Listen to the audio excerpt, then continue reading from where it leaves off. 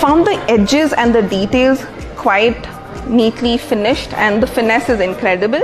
You know, the technical aspects of it are very well taken care of. The magnetic touch points and the accessories fittings are very well taken care of. It's got all the accessories Indian type of cooking requires. So it looks robust, it looks sturdy. So I think it's a good kitchen to have in Indian homes. The fit and finish is contemporary. Looks very nice.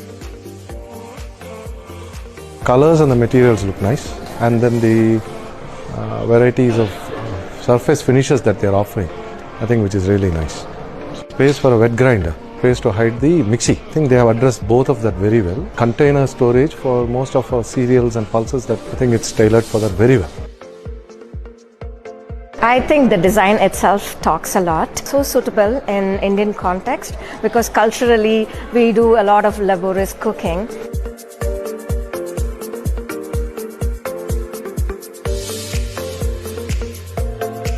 I think the design being so customizable, super kitchen, what I saw, yes.